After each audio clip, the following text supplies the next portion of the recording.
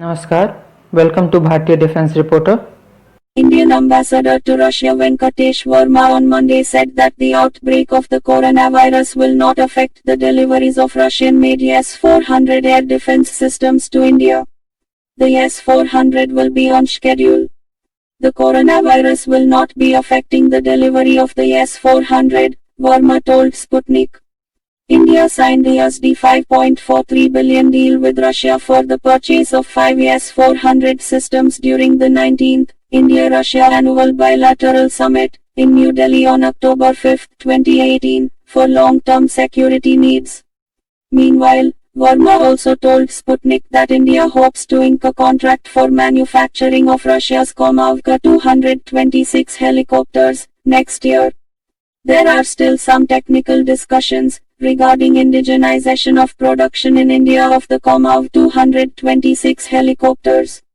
We hope that these discussions will be successful soon and therefore, we will then go to the next stage of the signing of the contract for the production of Komav 226, Verma told Sputnik.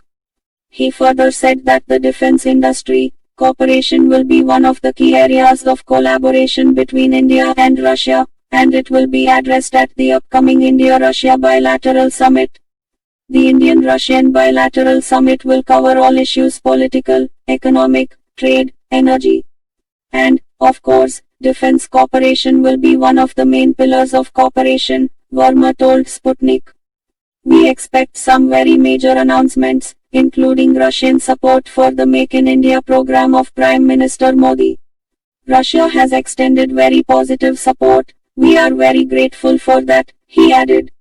Earlier today, the diplomat said that External Affairs Minister S. Jaishankar is likely to attend the events of the Shanghai Cooperation Organization SCO. Further, Prime Minister Narendra Modi is also expected to participate in the SCO meet. Tests of several modifications of the Russian-Indian BrahMos cruise missiles with extended range are planned for 2020, Tactical Missiles Corporation (TMC) JSC CEO Boris Obnosov told on Monday. Tests of BrahMos modifications with increased range, planned for this year, he said at the Army 2020 International Military Forum. Earlier this summer, BrahMos's air-based modification BrahMos was successfully certified in India, Obnosov noted.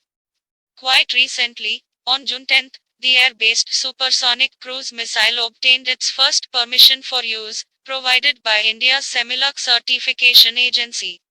All specifications for the Indian Air Force have been confirmed. The BrahMos has become the first Indian aviation missile to obtain this permission, the TMC CEO said.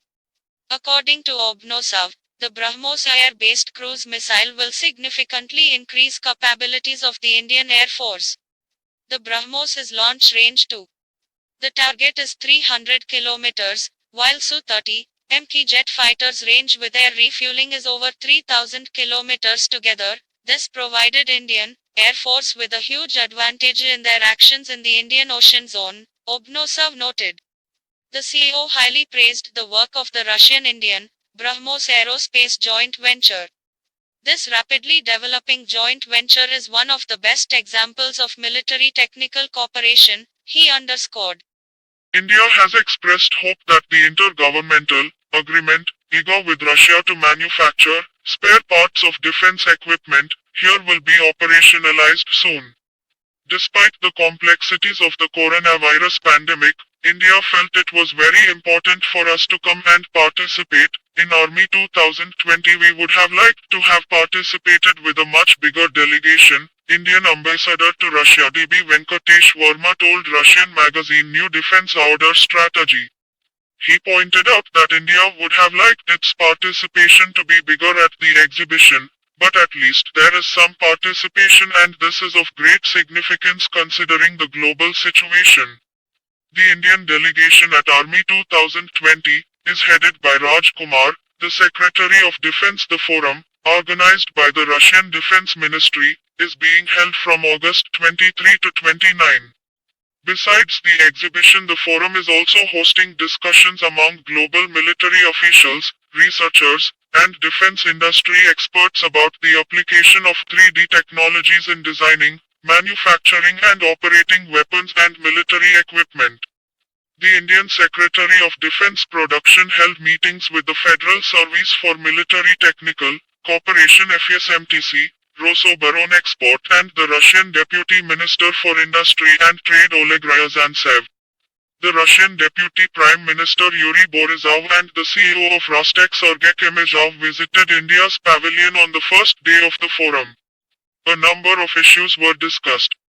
We were very happy to see the positive support that Russia has extended to India's Make in India program. We have signed an intergovernmental agreement on the manufacturing of spare parts of Russian equipment supplied to India. Now these spare parts will be manufactured in India. Now a number of original equipment manufacturers teams on both sides are in touch with each other. This is a big step forward, Verma pointed out. India and Russia had signed IGO last year, at the annual summit held in Vladivostok for manufacturing of spare parts of Russian defense equipment supplied to India. With regard to US reservations on S-400 systems that Russia will supply to India, Verma said, India has a strategic partnership with Russia that has been long-standing. Recently we have established relationship of strategic partnership with the United States. We do not see any contradiction between the two. India would like to promote relations with both Russia and the United States. With respect to defense cooperation, India is an independent country. We make decisions on each case based on its own merits, and I'm sure that both Russia and the United States respect the fact that India makes such decisions in its own interest. Amid the border row with China, India is expediting work on a strategic road linking Darcha in Himachal Pradesh with Ladakh that will crisscross a number of high-altitude snow-bound passes, official sources said on Tuesday.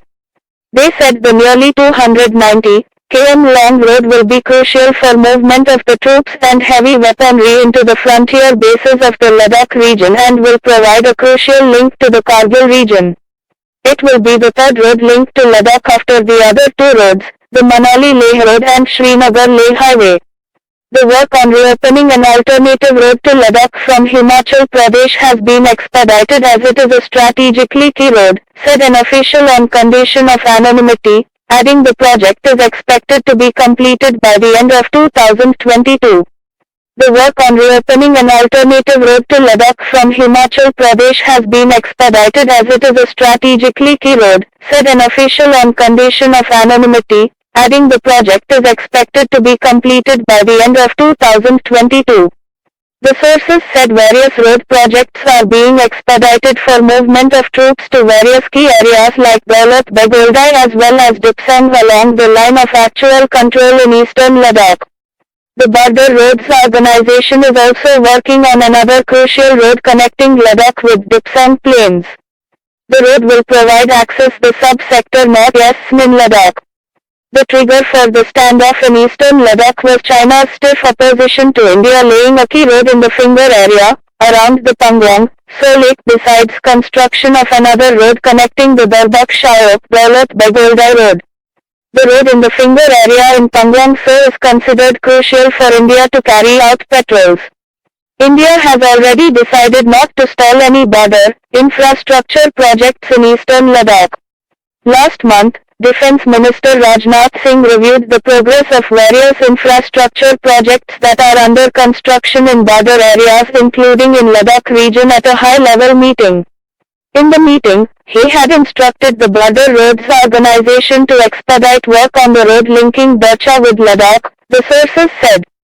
India and China have held several rounds of military and diplomatic talks in the last 2.5 months, but no significant headway has been made in resolution of the border row in eastern Ladakh.